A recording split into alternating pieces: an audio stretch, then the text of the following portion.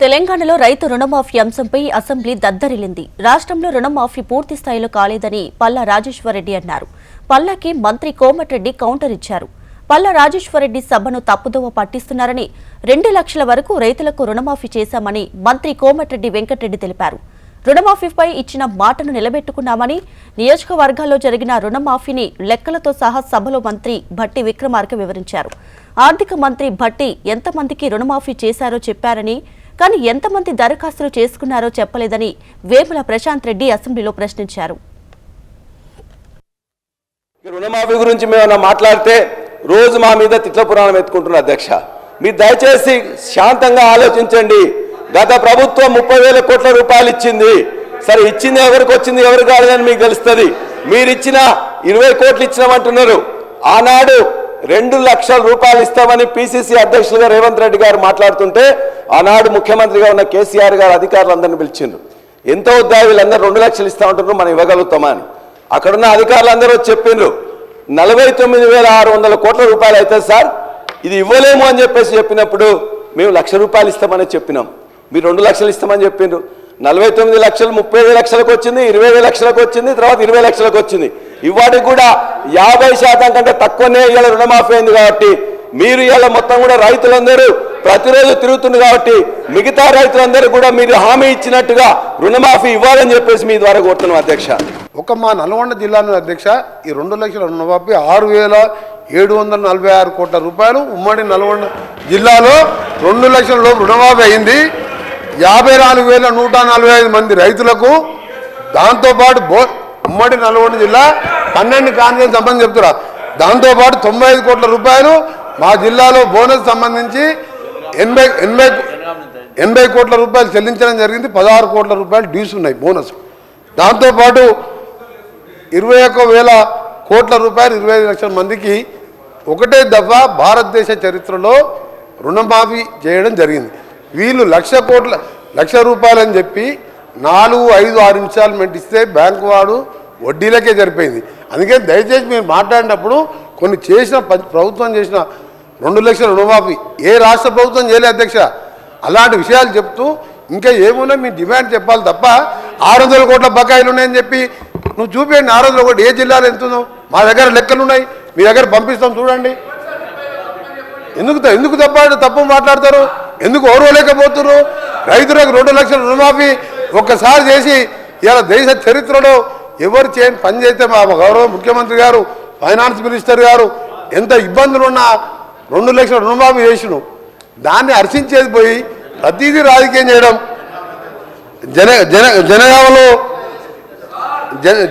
అధ్యక్ష వీళ్ళు చెప్పాను ఇప్పుడు వారి కాన్ఫరెన్స్లో 28,509 మంది రైతులకు 263 కోట్ల రూపాయలు మీ జనగామ కాన్ఫరెన్స్లో రుణమాఫీ 2 లక్షలు అయింది. మీకు తెలుసా అసలు రైతుల లిస్టు తీసుకుందా?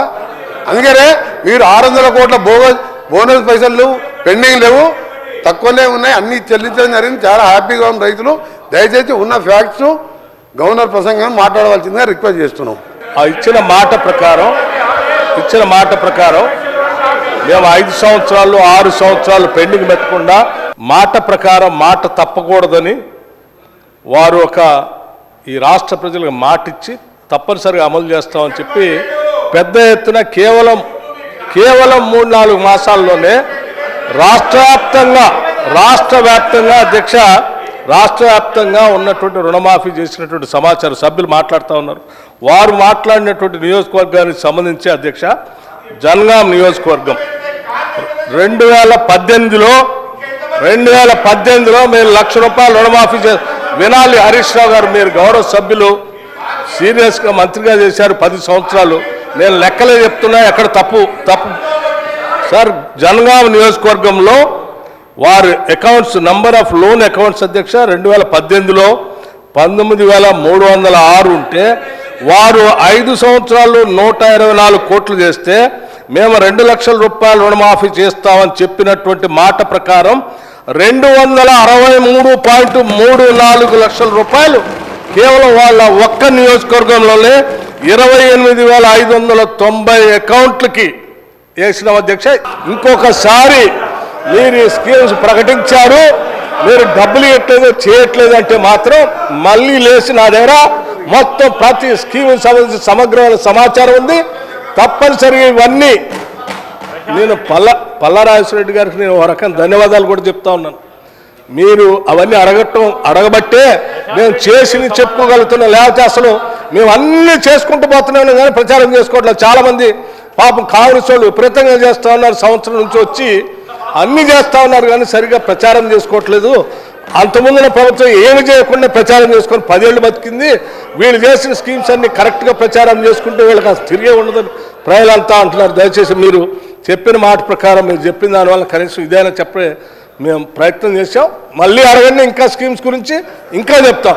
సార్, రుణమాఫీలో బాల్కొండ నియోజకవర్గంలో 51,000 మంది రైతులు ఉంటే ఇప్పటికైంది సార్ 20,000 మందికి అయింది సార్.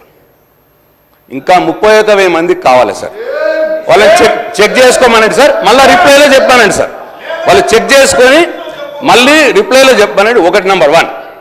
నంబర్ 2, మేము టీఆర్ఎస్ ప్రభుత్వంలో ఉన్నప్పుడు 2 విడతలుగా మేము రుణమాఫీ చేసిన అమౌంట్ కంటే 2 విడతలుగా మేము రుణమాఫీ చేసిన అమౌంట్ కంటే మొన్న వాళ్ళు చేసిన రుణమాఫీ అమౌంట్ తక్కువ ఉన్నది అని చెప్పి నేను ఇక్కడ మాట్లాడుతూ ఉన్నాను. దాన్ని కూడా వివరాల ప్రకారం తీసుకొని నాకు చెప్పానండి సార్. వాళ్ళ రిప్లైలో చెప్పానండి సార్. 2 విడతలుగా పోయిన ప్రభుత్వంలో 2 విడతలుగా రుణమాఫీ చేస్తే వారు 1 విడతగా అమౌంట్ చెప్పి మొత్తం కావలసుకొని ఏదో చెప్పుకుంటా సభను తప్పుదో పట్టించే ప్రయత్నం చేసిందని నేను మీకు మనవి చేస్తా ఉన్నా సార్.